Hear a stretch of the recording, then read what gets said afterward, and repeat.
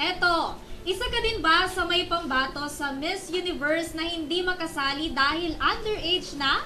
Pwes matutuwa ka dito dahil kamakailan lang isinapubliko ng PhilAm reigning Miss Universe na si Arbuni Gabriel ang bagong rules sa Miss U, kung saan no age limit no more para sa mga aspiring candidate.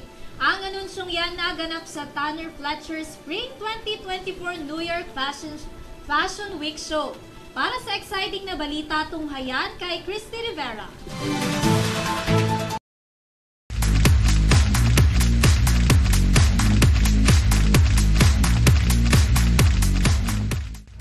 Age limit no more. Yan ang magandang balita na sumalubong sa maraming fans ng Miss Universe. Wala na kasing limitasyon sa edad ang mga nais sumali at maging kandidato ng Miss Universe. Kaya naman maingay ngayon ang pageantry fans at kanya-kanya na silang labas ng pambato. Nangunguna nga dito ang nakasungkit ng first runner-up sa Miss Grand International 2022. Walang iba kundi si Samantha Bernardo.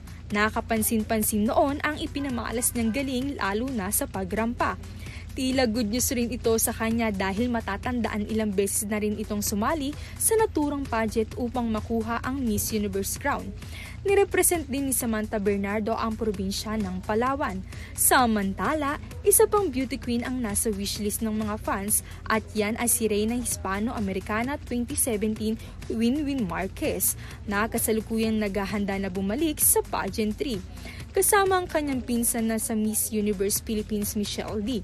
Sinabi rin ni Michelle D sa kanyang IG stories na you know what to do at tinag si Winwin Marquez. Kasama rin sa mga nagnanais na maging kinawatawan ng Pilipinas sa Miss Universe si Pauline Amelings, ang kasalukuyang runner-up sa Miss Supernational 2023.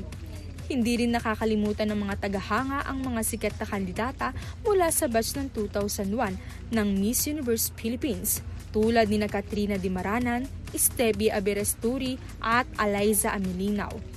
Sa pag-aalis ng limitasyon sa edad, itinatampok ang idea na ang halaga ng isang babae sa pageantry ay hindi nasusukat sa edad, kundi sa kanyang kagandahan, katalinuhan, karunungan at kakayahan sa liderato.